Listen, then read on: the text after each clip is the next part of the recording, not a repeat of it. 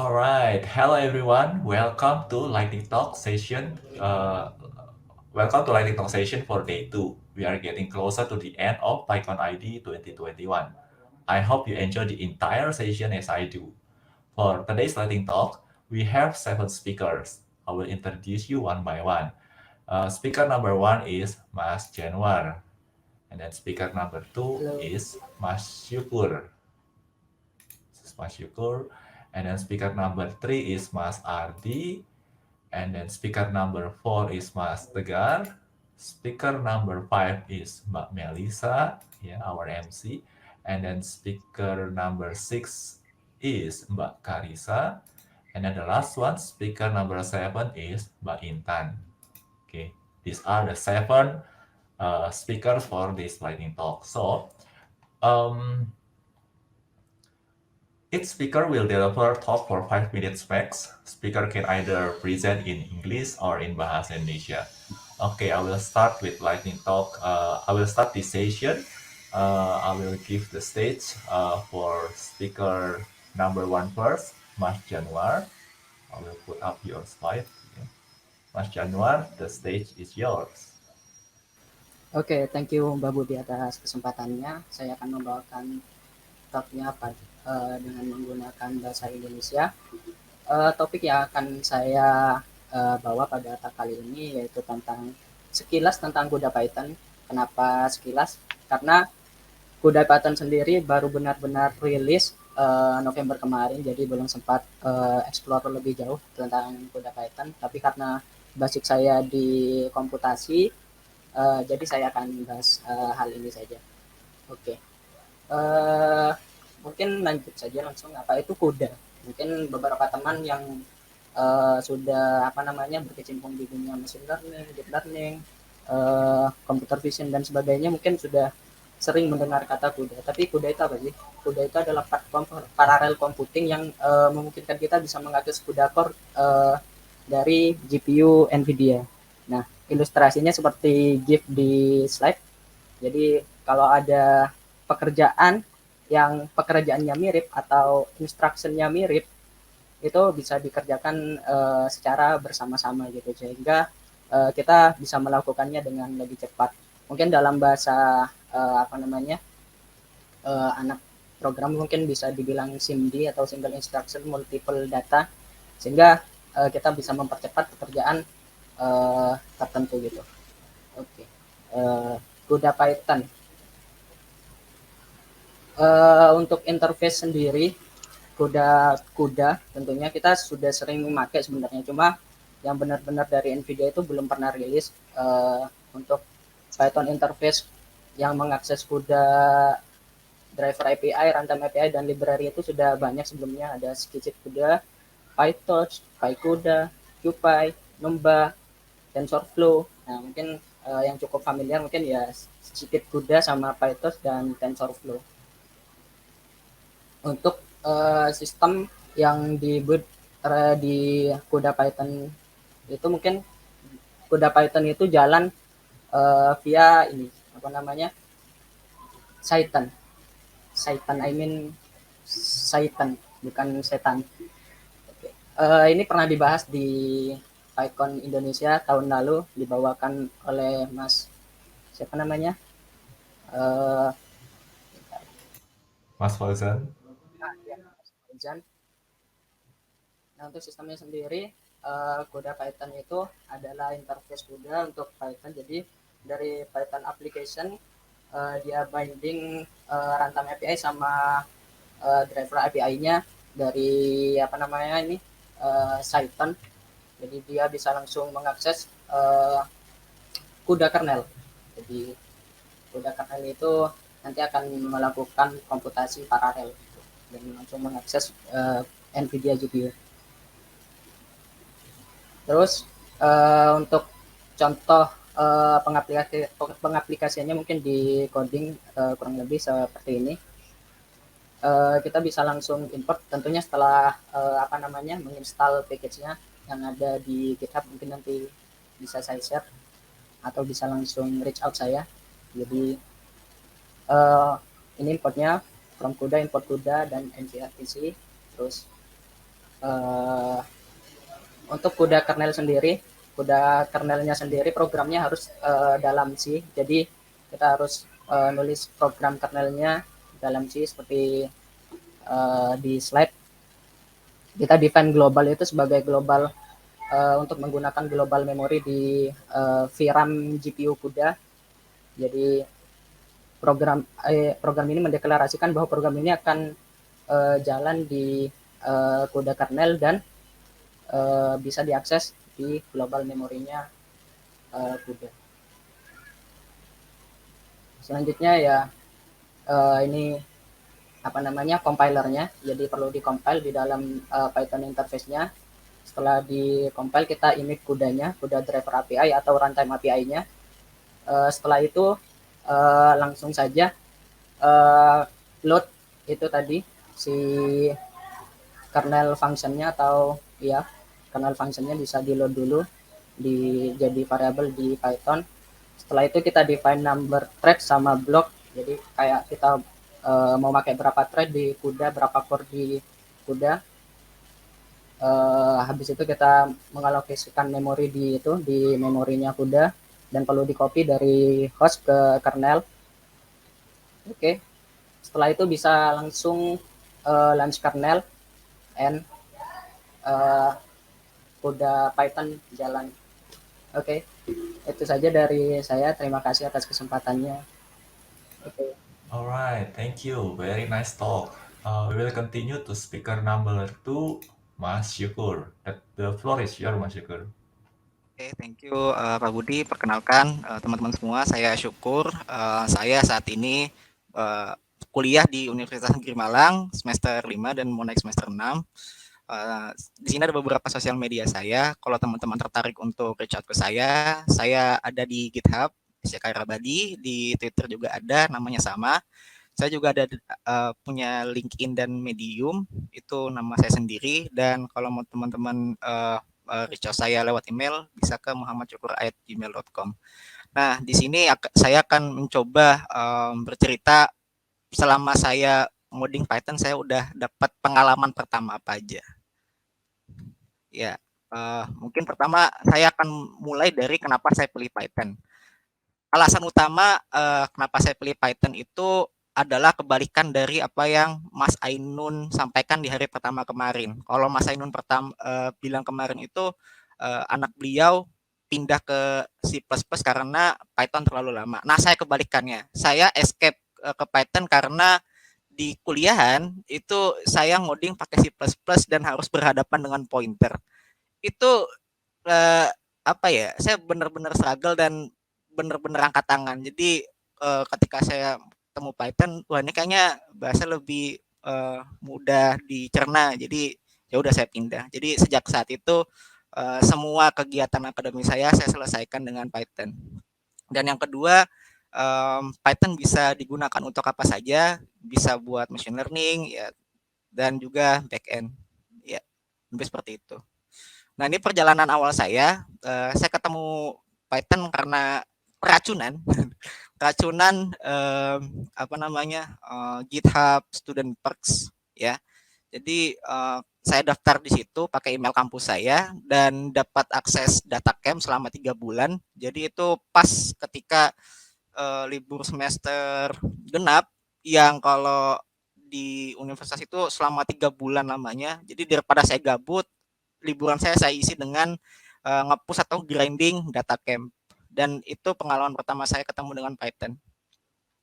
Kemudian setahun kemudian di bulan Juli 2021 saya bersama teman-teman saya di sini dari ada Mbak Maria Michelle di sebelah kiri dari UGM dan sebelah kanannya Mas Zain dari UNER. Itu kami ditempatkan dalam satu tim dari Hackgov Bootcamp yang diadakan oleh BMKM UGM. Jadi saya sebagai programmer waktu itu berinisiasi gimana kita bikin suatu web yang bisa memberikan transparansi pembangunan kepada masyarakat. Itu jatuhnya dia mirip website LPSE. Nah itu apa namanya? Webnya itu dibuat menggunakan Flash dan teman-teman bisa kalau mau lihat-lihat, mau intip-intip bisa ke sini, namanya mirip sama program yang dijalankan sama Mas Ainun, itu kawalpembangunan.heroku.app.com. Jangan lupa ada slashnya di belakang, /home. Dan ini masih belum mobile friendly karena saya nggak pandai, jujur terus terang saya nggak pandai ngatur front end, jadi saya bikin seadanya front end. Kemudian di bulan Agustus 2021 saya melaunching API untuk Batam melawan Corona untuk membantu developer. Siapa tahu developer di luar sana ada yang ingin menampilkan kembali atau menyampaikan kepada masyarakat semua data COVID di Batam. Jadi ceritanya Pemkot Batam ini setiap harinya merilis data harian kasus harian COVID di Batam itu perkembangannya seperti apa, bertambah jumlah kasus yang bertambah, berapa yang sembuh, dan beberapa yang ada yang meninggal juga. Nah, itu dalam bentuk PDF. Jadi saya kepikiran data-data di PDF ini saya convert aja lah, walaupun harus manual gitu, walaupun harus manual ya why not gitu. Dan itu jadi pembelajaran baru buat saya ngedeploy, mendevelop dan mendeploy API. Nah, API-nya sendiri bisa teman-teman akses di Batam lawan Corona API.heroku.app.com. Nah, ini yang tertera di sini itu API kontrak atau docs-nya, lebih seperti itu. Kemudian di bulan Oktober 2021 ini lebarannya para programmer, ini saya mensubmit isu pertama saya di repositori komunitas, yaitu repositori Bellshed. Itu repositori open source-nya punya web programming Unpas. Jadi Bellshed itu kalau teman-teman buka di GitHub itu ada beberapa bahasa pemrograman dan mereka sampai sekarang tetap open pull request. Jadi kalau teman-teman yang mau kontribusi di sana boleh banget. Ya, dan sampai sekarang masih dibuka. Dan bulan Novembernya saya join di Bellshed sebagai maintainer. Jadi ceritanya setelah 10 pull request saya diizinkan untuk menjadi maintainer di Bellshed. Lebih seperti itu. Kalau teman-teman mau kepo seputar repo Bellshed bisa ke Discord-nya WPU. Di sini ada linknya, discord.gg/wpu. Dan terakhir, apa yang saya pelajari selama saya menjadi Pythonista. Yang pertama, rowing the longest distance doesn't mean you're lost. Artinya saya melihat teman-teman saya itu udah bikin website yang fancy-fancy, aplikasi yang fancy-fancy, tapi saya masih segini-segini aja. Dan buat saya itu ya it's okay, everyone has their own time gitu. Jadi ya so what gitu loh. Anyway, yang kedua, ini opini saya, ketika kita belajar mengenai teknologi, kita tidak bisa selamanya bergantung pada orang lain untuk mengajarkan kita. Karena terus terang, semua yang teman-teman lihat di awal tadi itu saya pelajari sendiri tanpa ada supervisor sama sekali. Dan ini nyambung dengan yang terakhir, yang ketiga, kita nggak bisa hidup tanpa rasa sakit. Ya dalam arti lain no pain no gain, kurang lebih seperti itu. Nah, itu aja talks dari saya. Semoga teman-teman mendapatkan manfaatnya. Terima kasih. Saya kembalikan ke Pak Budi. Alright, thank you very much. It's a very interesting and very insightful journey with Python. Thank you for sharing with us. Very interesting. Okay, we're going to progressing with the next speaker, Mas Ardi. Mas Ardi, the stage is yours. Oke, terima kasih Mas Budi. Saya di sini akan membawakan sebuah topik yang mungkin sangat berbeda sekali dengan teman-teman semua karena basic saya jujur ya bukan IT. Saya electrical engineering, tapi suka juga dengan mainan Python, makanya di sini ingin mencoba ya sharing ke teman-teman terkait dengan control engineering ya. Jadi PID controller interactive simulation with Jupyter Notebook. Kebetulan saya di sini seorang pengajar di UNY. Nanti kalau teman-teman main-main ke Jogja, ya kita bisa meet up ke sana. Ini beberapa link sosial saya, silakan boleh di-add. boleh dikontak ya kalau memang ada kebutuhan, ya feel free aja to contact me gitu ya. Kemudian saya sedikit cerita nih ya, kenapa kok saya membawakan topik ini. Jadi kalau saya sebagai electrical engineering di dalamnya itu sebenarnya ada sub sub, topik lagi, salah satunya adalah control engineering. Nah kalau teman-teman lihat robot, lihat, pesawat itu, apa namanya, ada salah satu komponen penting yang mungkin nggak kelihatan di sana selain materialnya, ya. Jadi ada satu algoritma yang ditanam ke embedded system atau komputer yang ada di robot itu, untuk melakukan, tugas-tugas tertentu. Contohnya pesawat ini, dia bisa terbang vertikal tanpa miring sedikit pun, nah itu salah satunya adalah fungsi dari control engineer. Sama ya, drone bisa mengambil objek gitu, terbang lurus, terbang ke kanan, ke kiri dengan tepat gitu, itu salah satunya adalah fungsi dari si controller, yang mana itu di-development sama si control engineer. Nah, oleh karena itu pembuatan dari sebuah produk itu tentunya memakan waktu yang sangat lama gitu ya. Salah satu proses pentingnya adalah simulasi. Ya, kita nggak bisa ya bikin pesawat ulang-alik gini langsung dibikin kemudian diuji coba. Nah, itu kalau jatuh gimana? Tentunya akan memakan banyak biaya. Nah, oleh karena itu, salah satu proses yang paling penting adalah simulasi. Nah, salah satu hal yang kecil yang ada pada, simulasi itu adalah proses control simulation. Kebetulan saya di kampus itu ngajar suatu mata kuliah namanya sistem kendali. Karena saya suka Python, jadi saya coba kolaborasikan. Kenapa? Karena salah satunya, software yang biasanya digunakan untuk simulasi pada bidang-bidang ini, itu harganya mahal sekali. Sehingga saya harus berpikir ya, gimana caranya mendeliver, knowledge gitu ke teman-teman, tapi tanpa membuat mereka itu untuk membaca. Nah, ini sedikit gambaran, jadi, kurang lebih diagram blok yang nanti akan saya simulasikan itu bentuknya seperti ini. Teman-teman nggak usah khawatir ya, nggak perlu paham itu apa, tapi intinya adalah ini biasanya ini disimulasikan pada software tertentu, yang mana ini belum umum yang digunakan di Python. Ya mungkin baru sedikit sekali ya pengajar-pengajar yang menggunakan Python, dikombinasikan dengan project-project non IT ya. Nah sehingga di sini saya coba membuka, cakrawala nih ya teman-teman di khususnya ya di pengajar gitu, coba ya kita sama-sama ngoprek gitu ya, sama-sama ngoprek Python, untuk, apa namanya, kerjaan-kerjaan non IT.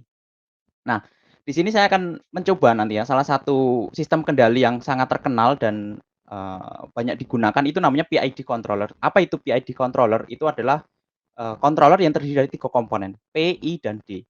P-nya itu, kepanjangan apa, kependekan dari proporsional, I-nya integral, dan D-nya derivatif ya. Tentunya ini semua memang, banyak matematikanya di sana, tapi sekali lagi ini bukan mata kuliah, jadi teman-teman nggak usah pusing dengan itu. Intinya adalah saya ingin menunjukkan bahwa kita bisa mensimulasikan ini dan melihat hasilnya ya, responnya seperti apa.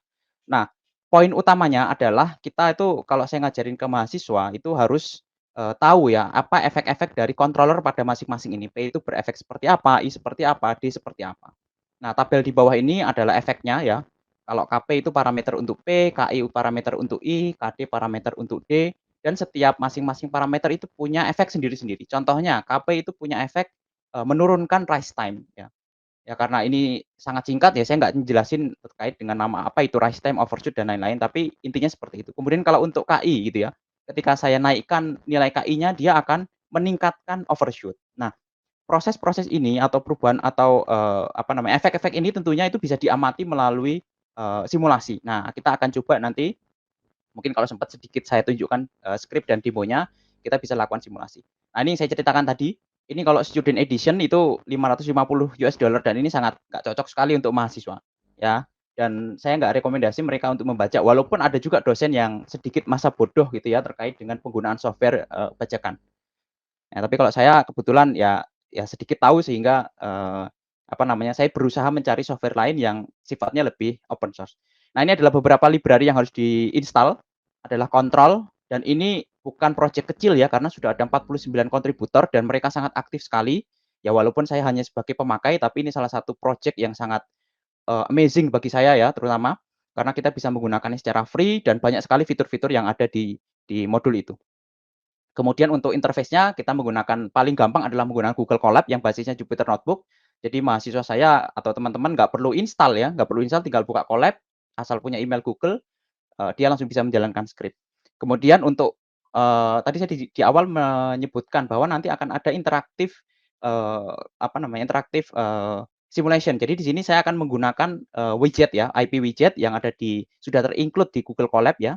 Sehingga kita bisa memanggil widget-widget ini ya, ada slider dan lain-lain. Tapi utamanya di sini saya menggunakan slider untuk mengganti parameter-parameter yang bisa kita adjust sendiri. Kemudian hasilnya nanti tentunya perlu visualisasi ya. Ya paling mudah tentunya yang sudah terinstall di Colab yaitu adalah Matplotlib. Ya nanti hasilnya berupa gambar grafik gitu. Nah, ini salah satu apa namanya? Ini hasil screenshot dari software yang dibikin atau kode yang di-running. Jadi ada slider di situ yang menunjukkan nilai parameter yang bisa kita ubah, kemudian di bawahnya ini mungkin teman-teman bisa diabaikan aja, tapi itu adalah sebuah model matematika dari sebuah motor DC. Jadi motor DC atau motor Tamiya itu bisa kita modelkan matematika sehingga bisa kita simulasi, ya.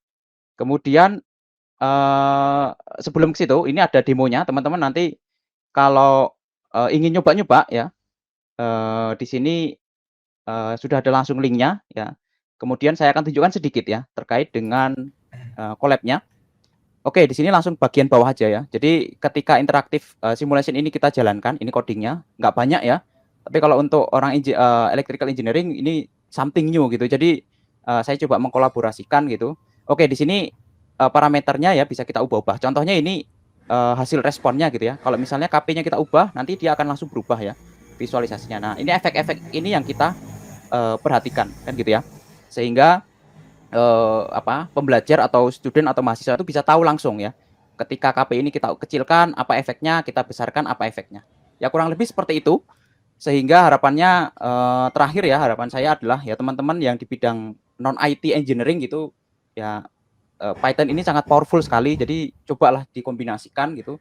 Ya harapannya ya tentunya ini tidak bajak lagi karena saya rasa semuanya itu pakai MATLAB ya, hampir semuanya pakai MATLAB. Dan kita coba bermigrasi lah ke open source, kan toh powerful juga. Oke, mungkin itu aja dari saya, sekian. Ini email saya kalau ada yang mau menghubungi saya. Waktu dan tempat saya kembalikan ke Mas Budi. Thank you semuanya. Alright, thank you for sharing. It's kind of good to have another fellow lecturer, fellow academics in this stage, and also another free and open source enthusiast. I'm very happy. Okay, for the next speaker, Mas Tegar Imansyah. The stage is yours. Oke, kasih Mas Budi. Di sini aku mau share nih beberapa tips gitu untuk gimana caranya ngoding Python yang ya better lah ya daripada yang biasa-biasanya ada di tutorial. Kenapa? Motivasinya adalah gini.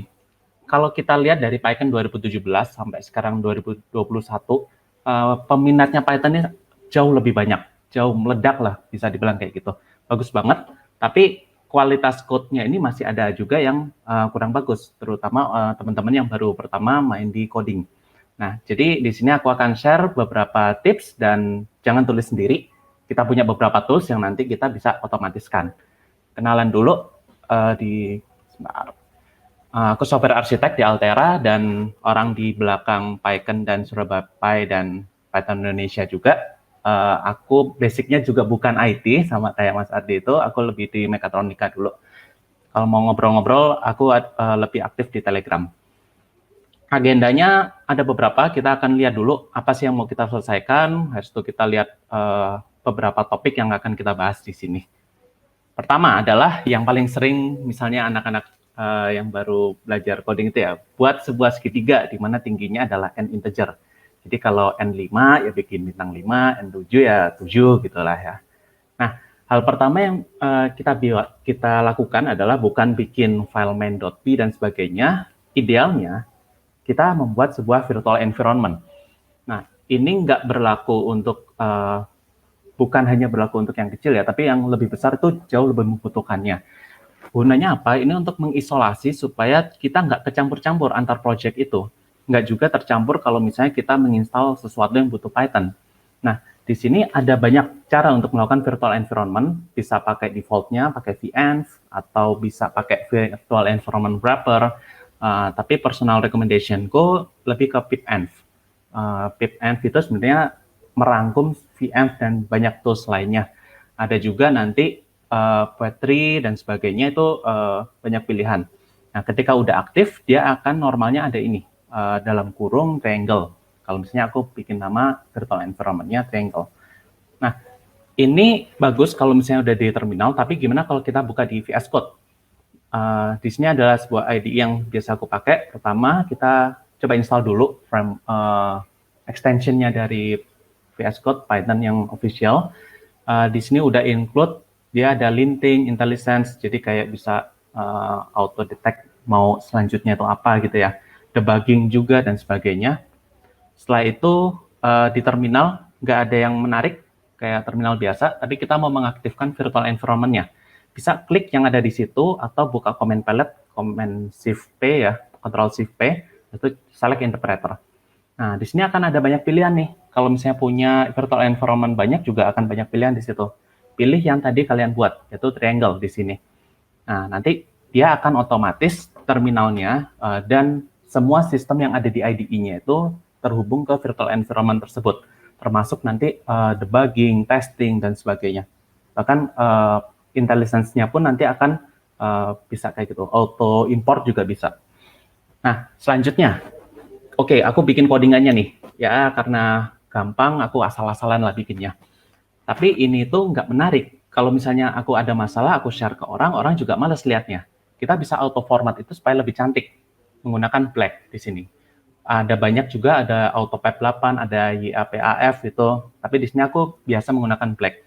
Tinggal klik black, titik gitu, dia akan otomatis membuatnya akan lebih bagus. Nah, ini sama di terminal biasa, kita bisa integrasikan itu di VS Code.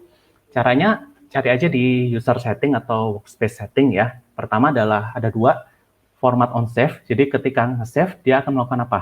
Dia akan melakukan formatting. Formattingnya menggunakan apa? Menggunakan black.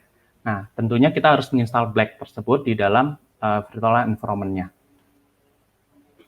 Nah, selanjutnya kita bisa melakukan testing dan debug. Orang pro sebelum menjalankan, sebelum mengirimkan programnya pasti melakukan testing dulu. Nah, testing di sini jangan testing manual terus, bosan nanti. Kita bisa menggunakan PyTest. Ini bisa juga unit test atau nose dan sebagainya. Kita juga bisa integrasikan itu ke IDE. Cari aja di command palette Python test configure, nanti akan ditanyain mau pakai apa. Nah, selanjutnya kita di dalam IDE tersebut akan ada kayak gini, run test dan debug test, dan itu ada tanda centang, artinya programku itu lolos dari tes tersebut. Nah, bisa kalau misalnya nggak lolos, nanti ada tanda seru atau apa gitu. Nah, menariknya di sini kita juga bisa debug test. Nah, debug test ini kita ngomongin debugging, jangan ngomongin kita naruh print di setiap line barisnya gitu. Enggak, kita pakai debugger namanya. Jadi kita bikin sebuah breakpoint di sini. Jadi kita ngasih tahu kalau program itu jalan di titik situ, tolong berhenti dulu. Nah, kita akan bisa lihat variabelnya itu ada apa aja di titik tersebut. Kalau di situ udah ada line itu masuk ke input argumennya, result, dan sebagainya. Nah, kita juga bisa melakukan interpreting di situ, debug console. Kita bisa cek line, atau nanti kita mau manipulasi datanya, itu bisa banget. Nah, lebih dalam tentang debugging, kita bisa nggak hanya Python file doang. Di situ ada Django, Fast API, Flux, Pyramid, dan kita bisa bikin custom-nya. Custom-nya bisa pakai bikin launch.json tersebut. Bisa juga kan kita Django tapi butuh Django setting modul tertentu, atau misalnya ada settingan tertentu. Nah, itu bisa setup di sini. Hasilnya apa? Sama ini gambarnya. Kalau misalnya ini ya, aku melakukan breakpoint di dalam for loop gitu. For loop pertama mungkin kita bisa expect gitu. Nah, for loop kedua mungkin kita nggak tahu dia hasilnya apa, angka-angkanya berapa. Nah, itu kita bisa kontrol di atasnya itu. Bisa lanjutkan ke for loop selanjutnya, bisa masuk ke dalam lagi, dan seterusnya. Nah, ini yang menarik nanti. Kita debugging lebih mudah di situ. Nah, bisa juga di print, kita print result gitu, kita manipulasi juga bisa, bahkan auto completion-nya juga udah ada. Nah, ingat di sini kalau misalnya virtual environment-nya udah kita pasang dengan baik ya. Nah, bonus, kalau kita udah tes dan sebagainya, enak sih kita bisa ngelihat coverage-nya gitu. Biasanya kalau di pekerjaan kita minimal coverage tuh ada yang 80, ada yang 95, dan sebagainya. Di sini kita bisa install namanya coverage, dia akan ngecek dari p-test atau unit test juga bisa. Nah, nanti dicek tuh yang belum dites yang mana. Nah, nanti bisa tahu, oh ternyata aku yang if itu aku exclude karena nggak penting menurutku. Nah, yang aku tes adalah 1-5, dan itu udah ke cover di tes. Nanti bisa tahu tuh program kalian sebagus apa. Nah, oke, habis ya. Nah, terakhir, bonus terakhir, pip file. Kenapa aku pilih pip file? Ada bisa kita pilih package dan development. Jadi test dan sebagainya itu nggak masuk ke installer dan bisa lebih jelas lagi. Terakhir, bikin clean code atau seenggaknya bikin variabel untuk human lah. Kadang ada yang nulis singkatan-singkatan banget, MRH itu apa maksudnya? Murah, merah, marah, yang nggak tahu. Jadi bikinlah kata-kata yang lebih enak, apalagi kalau misalnya mau di-share di grup komunitas, minta tolong. Nah itu, ada juga pakai kata-kata kasar. Kurang lebih itu, maaf agak panjang ya. Jadi kalau misalnya ada pertanyaan, silahkan hubungi Telegramku. Aku akan nulis semacam gini, mungkin lebih banyak di blogku. Kalau misalnya ada topik-topik yang mau aku bahas juga, mungkin bisa tulis di Thank You Speakers itu ya, Mas Budi. Thank you. Okay, alright, thank you. This is a very nice talk and it's a good reminder because sometimes even though we are using a modern text editor, but sometimes we act like we are using like text editor in the 90s. So it's a very good reminder. Alright, we are going to progress for the next speaker, Melissa. Melissa, the stage is yours.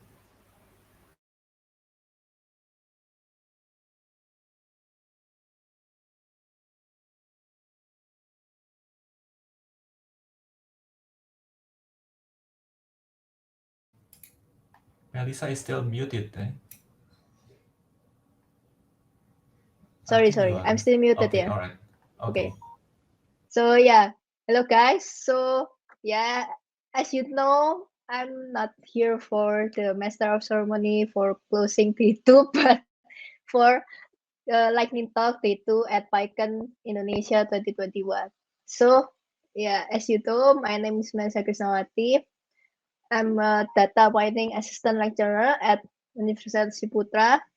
I'm also the Google Developer Student Club leader at Universitas Ciputra. Now I'm having a intern at Apple Developer Academy as a project manager. So yeah, if you want to contact me, you can go to my LinkedIn or Instagram in here. So let's talk about my talk today. The title is The Effect of Consumer Trust and the Perceived Risk on E-Wallet Adoption, the consideration for the technology startup and entrepreneurs. So the use of electronic e-wallet or e-wallet has been increasingly popular due to the growth of electronic commerce because e-wallet offers is practically and use secure way of paying. So I'm analyzing here perceived usefulness, the ease of use, and consumer trust and perceived risk, and towards the adoption of various kinds of e-wallet in Indonesia, for viewing how much they affect the intention to adopt or intention to use.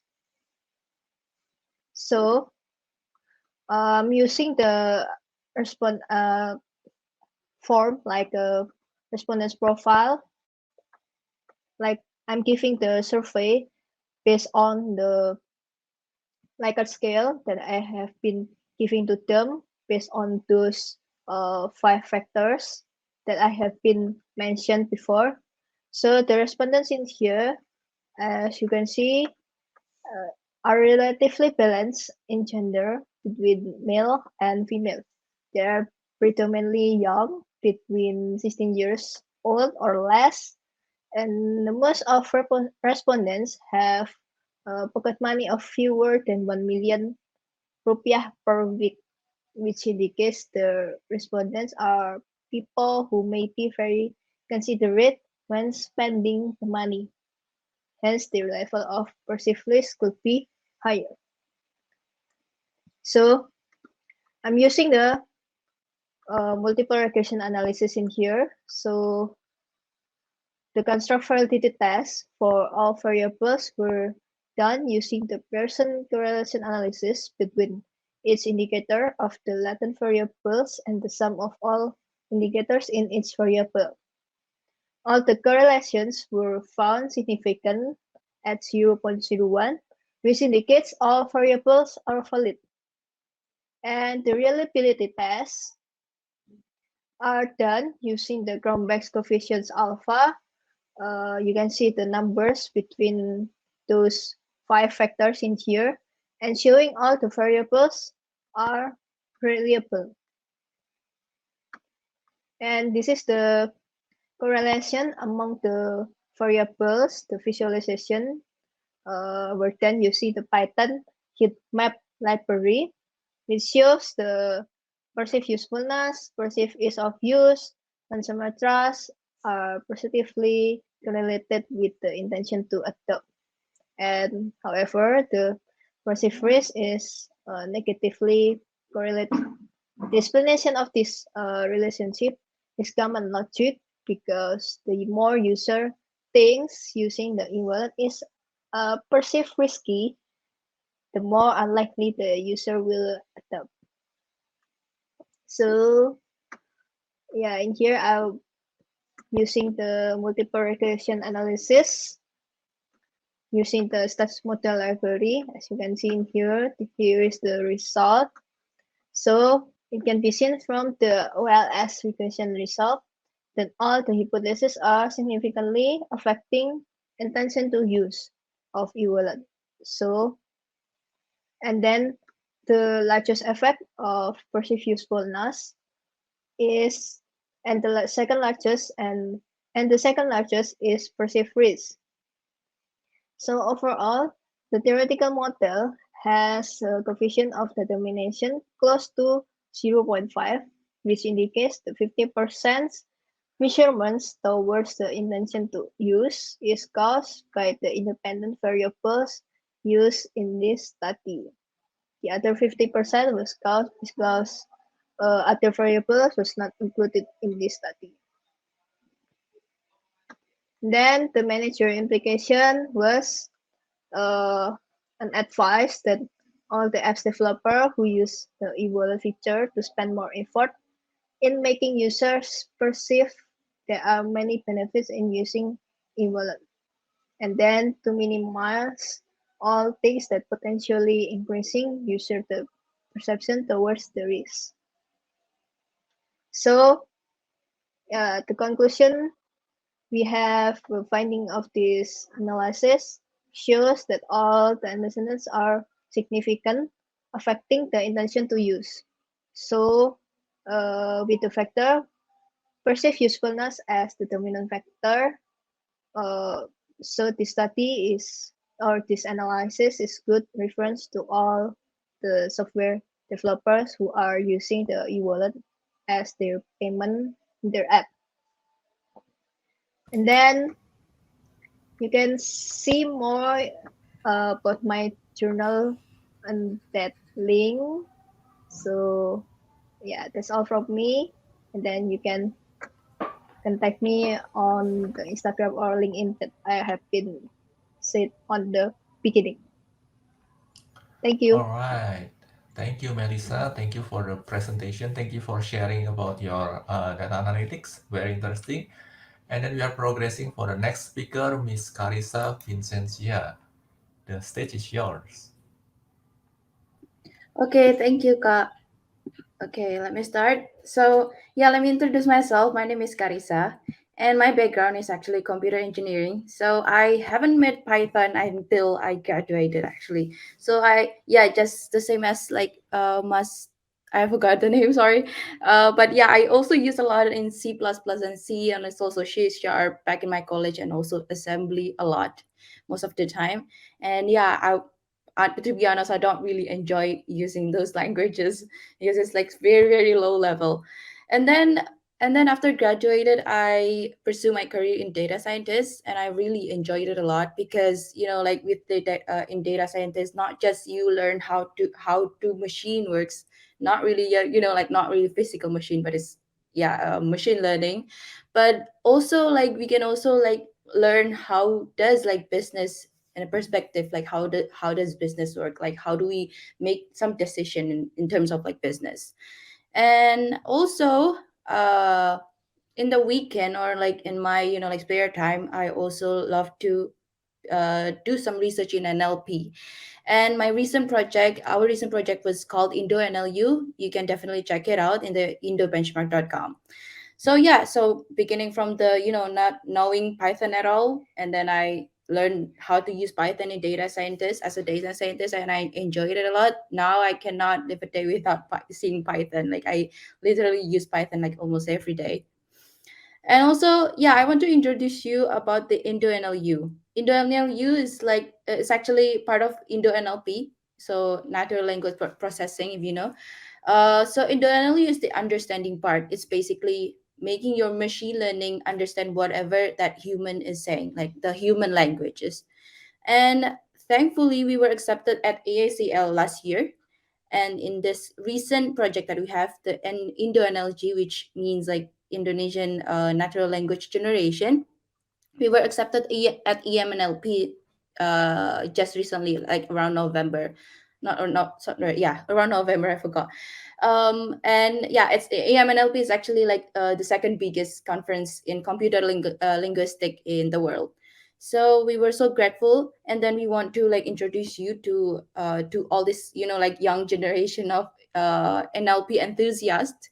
And we were covering yeah, so what do they say about Indo NLU? So it's interesting to see that Indo NLU for the past 1 year has already made a lot of like good impact. Like for example, a lot of people, a lot of these college students, they're using Indo NLU or Indo Bird, if you know Indo Bird models, as their project. Like for example, like hoax detection, and you know, there's a lot of other projects that is really cool. And that's why we were motivated to like pursue this project into the NLG part. um anyway, so since I'm working also, I'm working in Julo, so we actually also use this in Julo.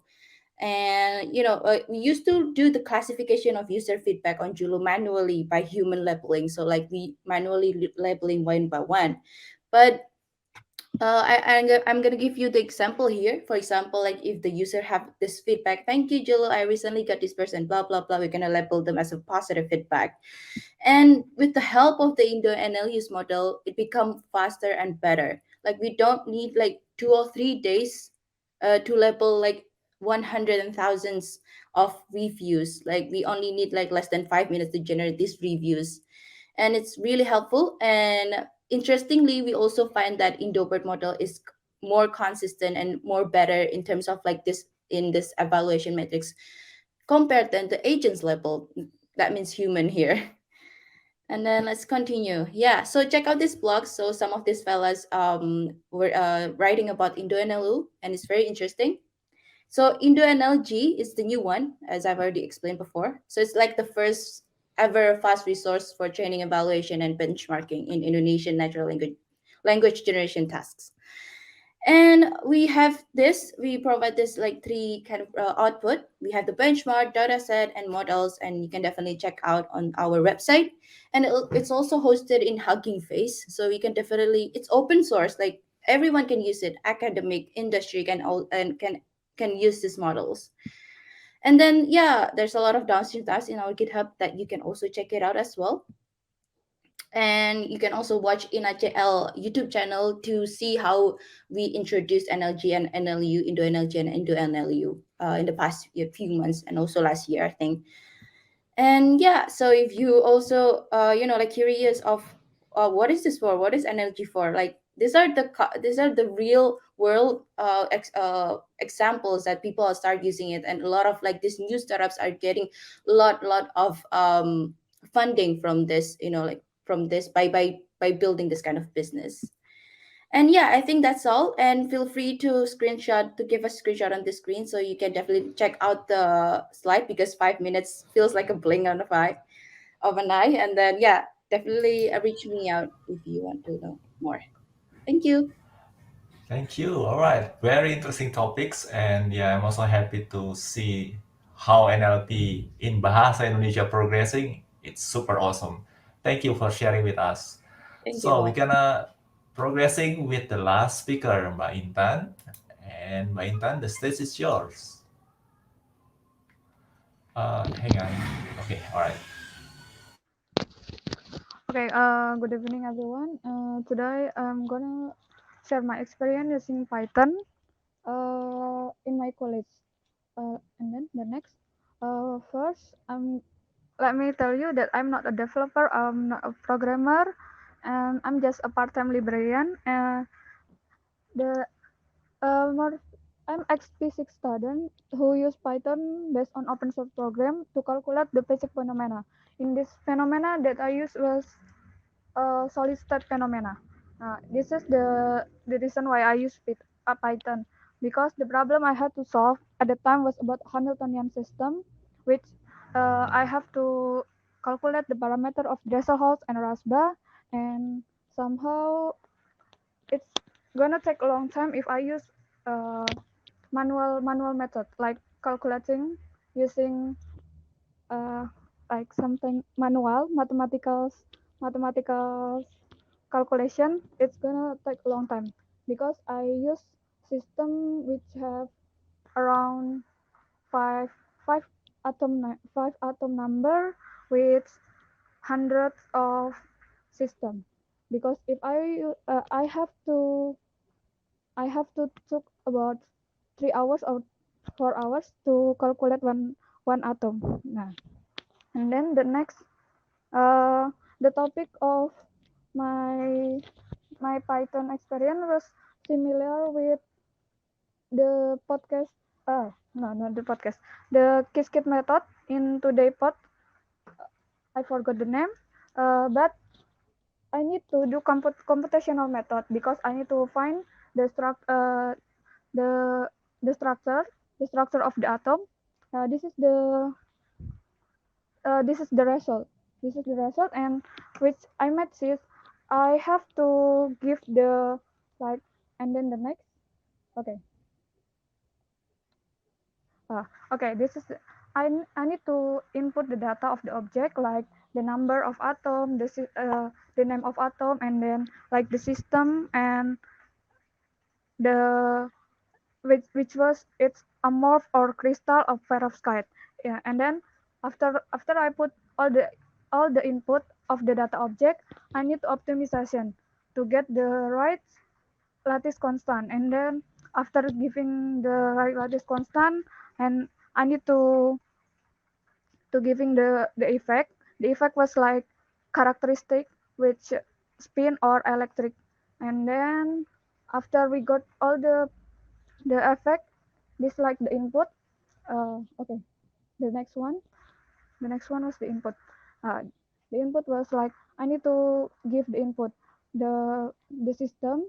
This in my system I use perovskite which content of Pb, titanium, and oxygen, and then I need to calculate it with Python, and then after I calculate them, and then the next one I could get the lattice constant. The next one. Okay. The next slide. Okay, this one. This is the sample result of my Python, and then jadi kalau misalnya kita udah dapat resultnya, kita udah dapat lattice konstannya, itu yang dihitung dengan Python-nya itu. Jadi secara nggak langsung Python itu mempermudah bagaimana mahasiswa fisika itu menghitung sistem banyak partikel atau sistem kuantum banyak partikel. Jadi kita bisa menghitung langsung, misalnya kayak tadi saya pakai 5 atom sampelnya, terus bisa langsung dihitung, saya bisa dapat resultnya, dapat lattice konstannya. Kalau saya udah dapat lattice konstannya, nanti saya bisa bentuk strukturnya.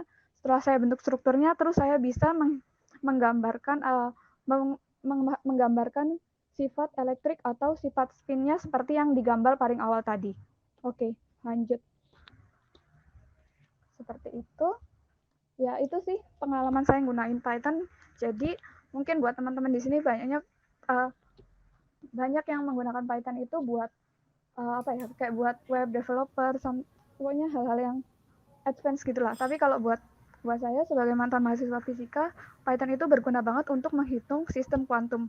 Terus kalau udah hitung sistem kuantum, dapat energinya, terus buat apa?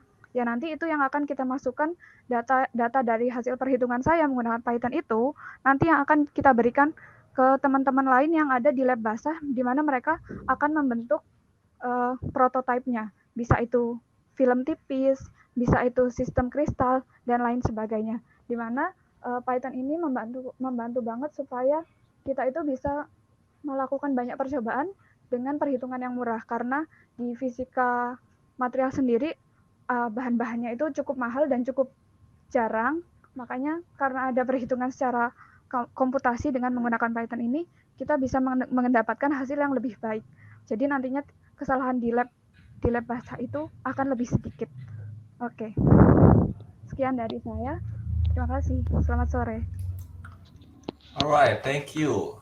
This is very interesting. Looks like Python Indonesia 2021 cannot escape from mathematical formula. If you paying attention, I think in every session in Python ID 2021 we have all mathematical formula, including in this very last session, in this lightning talk session.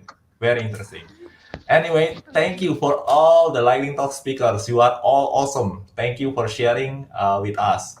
By the way, PyCon ID is encouraging all participants to keep up the positive vibration of our conference. That's also the reason why we provide thank you note form. Using this form, you can express your appreciation to each of the speaker.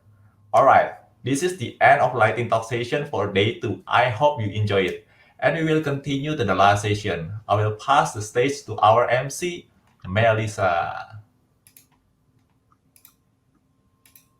Okay. Hello everyone. Back with me again. Thank you, Mr. Budi, for Thank you, carrying see the you, lightning bye. talk session. Okay, guys. So we are really at the end of our activity today after the lightning talks. But before we close our activity today, there are some presentations from Mr. Dinama, Harika Dinama for closing. Mr. Dima, are you there? Okay, the stage is yours. Bentar guys, minum dulu. Oke.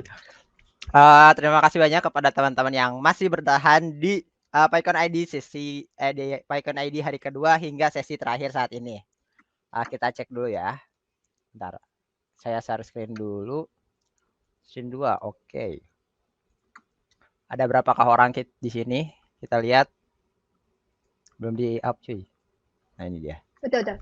Ada berapa orang di sini? Oh, ada 65, 66, 67, 68. Nah, 65-an lah ya, 65 orang yang masih bertahan di sesi kali ini. So, terima kasih buat ke 60 orang tersebut.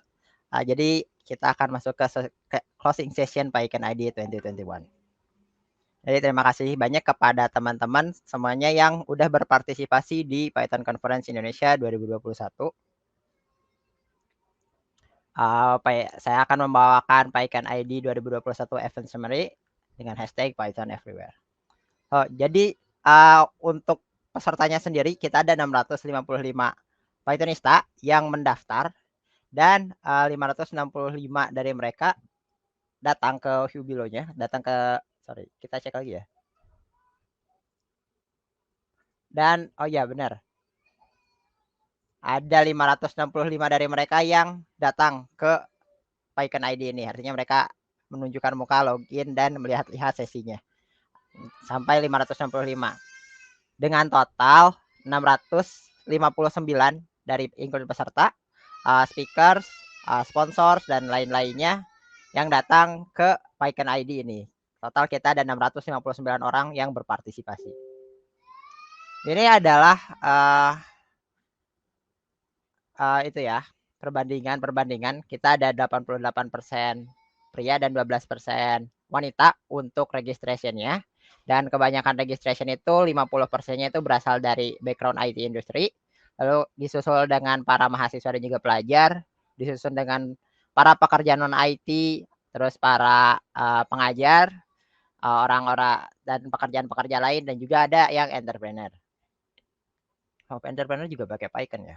Nah, lalu untuk talk saat ini kita ada 68 regular talk submission, di mana 29-nya itu diterima, dan kita juga punya tambahan 2 speaker yang diundang dan juga 9 speaker dari sponsor. Dengan total pembicaranya ada 32. Untuk regular talks-nya kita ada 32 laki-laki dan 8 perempuan, di mana 34-nya itu berasal dari IT profesional dan 6 orang ini berasal dari academic background. Artinya dia seorang dosen, seorang pendidik kayak gitu. Ini keren banget sih, menunjukkan bahwa yang menggunakan Python dan yang berani menyampaikan presentasi mengenai Python itu bukan hanya orang-orang yang bergelut di bidang IT profesional. Dengan total semuanya itu kita ada 3 keynote talks, 40 regular talks, dan juga 10 lightning talks. Bentar, sepertinya 11 lightning talks.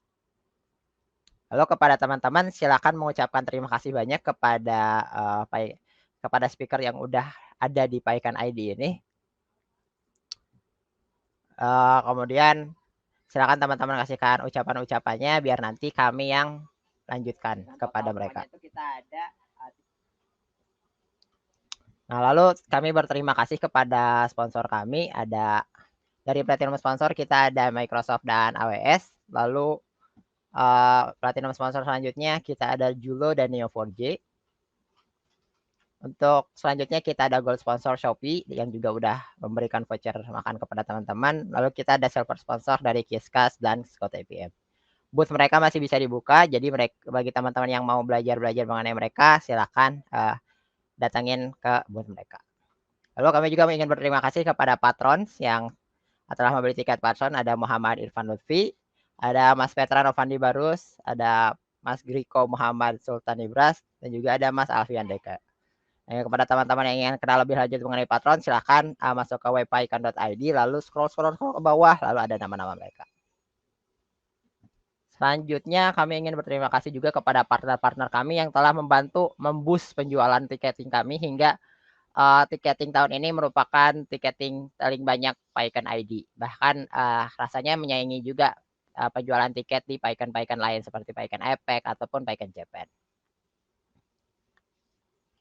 Lalu ini dia pengumuman kontesnya. Jadi kita kan ada melaksanakan beberapa kontes ya. Yang pertama yang paling prestis dulu, Indomie Contest Result. Jadi nanti kepada para pemenang tiga orang ini masing-masing nanti dapat 1 kardus Indomie. Ini dia ketiga pemenangnya. Yang pertama ada Mbak Anissa, lalu ada Mbak Miranti, dan juga ada Mbak Septiarani. Ini kayaknya perempuan semua ya, emang jago masak. Ini sangat fotogenik dan juga sangat selain menggugah selera itu terlihat lebih sehat daripada Indomie yang biasa kita makan gitu. Nah, lalu selanjutnya adalah setup yang paling banyak di like. Jadi yang pertama ada dari Alvan Salvano yang setupnya kelihatannya itu sangat clean gitu ya. Apalagi ada logo apel kegigitnya itu kayaknya itu menaikkan prestisnya. Lalu ada kedua ada dari Mas Habib yang GG banget itu mau sama keyboardnya dipasangin ke HP biar bisa nonton PyCon-nya dengan lebih baik gitu ya. Dengan layar sekecil itu, layar sama keyboardnya aja gedean keyboardnya gitu. Lalu yang ketiga ada Mas Andi Dinata yang literally PyCon everywhere ya, yang bahkan ikutan PyCon dengan membawa mouse dan keyboardnya sendiri walaupun sedang ada di rumah sakit karena sedang mengantar anaknya. And then next adalah mengenai kontes-kontes yang berhubungan dengan foto. Nah, kontes selfie dan kontes ribbon ini masih dibuka hingga nanti jam 7. Jadi untuk pemenang ini nanti dia akan kita kasih tahu secara personal, enggak di publik itu. Kita tidak punya izin untuk memasang wajah mereka di publik. Tapi kalau teman-teman mau lihat-lihat, langsung aja lihat-lihat di sana. Nah, lalu PyCon Indonesia 2021 ini dipersembahkan oleh yang pertama kita ada dari Perkodi, yayasan yang menaungi Python Indonesia atau Persatuan Pengrajin Kode Indonesia. Lalu kita juga ada komunitas di Indonesia, kita ada Python ID Community atau komunitas Python Indonesia. Dan kita ada regional-regional yang ikut membantu di penyelenggaraan PyCon Indonesia 2021 ini. Yang pertama ada dari Bandung Py, lalu ada dari Surabaya Py, lalu ada dari Python Jogja, dan juga MKS.py atau Makassar.py. Ini logo Surabaya Py gede banget sendiri ini. Lalu kami juga ingin mengucapkan terima kasih kepada para panitia-panitia dari PyCon ID 2021 Organizer. Kita ada dari speaker staff team, orang-orang yang memilih speaker-speaker, ada Mas Budi, Mas Kristo, Mas Irfan, Mbak Santi, dan juga Mas Doni Rubiagatra. Lalu kepada orang-orang yang udah mencari sponsor dan udah mencatat pengeluaran-pengeluaran di PyCon ini, kepada tim sponsor dan accounting staff, ada Mas Aldion, Mas Gelumbung Sahabat, dan juga Mas Gio. Lalu kepada orang yang mempersembahkan merchandise kepada teman-teman ya, merchandise yang keren banget ini semuanya dicari dan diproduksi itu atas usaha Mas Galan. Nah, lalu kepada teman-teman nih yang sering banget membantu kayak urusan-urusan tiket ini, kita ada orang-orang hebat ini di bagian ticketing team, ada Mas Hilmi, ada Mas Januar Keisueb, ada Mas Randy Dwi, dan juga Mbak Nita. Ini orang-orang yang selalu yang pusing kalau misalkan peserta PyCon ini sedikit. Terus waktu ternyata sekarang peserta PyCon-nya banyak, mereka juga ternyata pusing-pusing aja. Jadi mau berapapun kayaknya mereka emang selalu pusing deh. Nah, selanjutnya ada dari publication team. Jadi mereka orang-orang yang branding PyCon, orang-orang terkenal, dan juga mencari influencer-influencer yang bisa naikin penjualan tiket PyCon. Jadi alhamdulillah selain atas berkat community partner, kita juga di-approve sama beberapa influencer agar bisa menaikkan penjualan tiket. Terima kasih banyak kepada influencer-influencer kita. Nah, lalu untuk hal-hal lain ada orang-orang yang membuat web di pycon.id, itu dibuat oleh Mas Adib dan Mas Edo. Lalu ada mbak-mbak desainer, ada Mbak Echa Reza yang ngebikin postingan-postingannya tuh kayaknya PyCon tahun ini postingannya benar-benar Instagramable lah. Kalau teman-teman nge-scroll profil Python ID terus ngelihat scrollan Instagramnya, wah itu benar-benar Instagramable. Lalu ada tim acara, ada Melisa dan Melinda yang orang-orang bilang mereka berdua ini mirip gitu. Tapi saya setuju sih. Nah, lalu PyCon ID juga tidak akan dapat berjalan dengan baik tanpa ada orang-orang yang memoderatori speaker dan juga membantu speaker ini. Ada Mas Zaki, ada Mbak Kartika, Mas Juan, Mas Bima, Mas Elsa, dan Mas Hardeva. Lalu ada Mas Lutfi juga, ada Mbak Melisa, ada Mas Sigit, Mas Januar, Mbak Nita, dan juga Mbak Melinda yang udah membantu jadi moderator maupun komoderator. Lalu kita ada komoderator kita yang selama ini mereka jalan-jalan ke setiap sesi-sesi yang ada di Hubilo, lalu mencatat semua pertanyaan yang ditanyakan dan menyampaikannya ke moderator. Kita ada Mas Davi, Mas Bimo, Mas Kevin, Mas Hilmi, Mas Ilham, Mas Putra, Mbak Dea, dan juga Mas Ruby. Terima kasih banyak kepada teman-teman komoderator. Lalu terakhir ada saya sendiri yang menjadi pembantu umum di PyCon ID 2021 ini. Terima kasih banyak. Nah, lalu teman-teman juga buat yang belum bergabung ke grup Telegram yang ada di Python ID, silakan bergabung ya. Kita ada total 5 grup Telegram yang sedang aktif. Ada Python ID, ada Bandung Py, Surabaya.py, Py Jogja, dan juga MKS Py.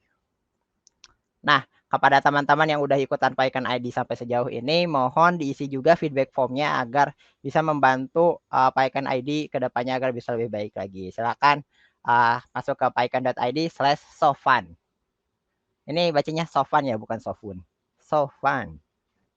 Nah, lalu jangan lupa kepada teman-teman setelah acara closing ini selesai, kita masih ada after party. Jadi launch itu masih dibuka hingga jam 11 malam. Silakan teman-teman yang dari tadi udah nahan kelaparan gitu, mau beli makan malam atau mau apa gitu, silakan launch masih dibuka, kita pesta-pesta di sana. Ngobrol-ngobrol bebas lah, terserah.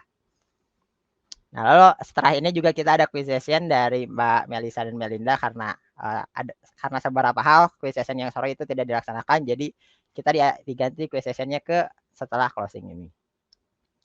Lalu kepada teman-teman, walaupun udah selesai, silakan teman-teman sampaikan apanya ya? Sampaikan postingan-postingan postingan-postingan saya telah mengikuti PyCon ID 2021 dengan menyertakan hashtag PyCon ID 2021 dan juga hashtag Python everywhere. Jangan lupa di tag Instagram, Twitter, dan Facebook-nya.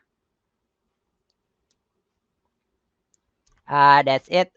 Thanks for the fun. See you next year semuanya.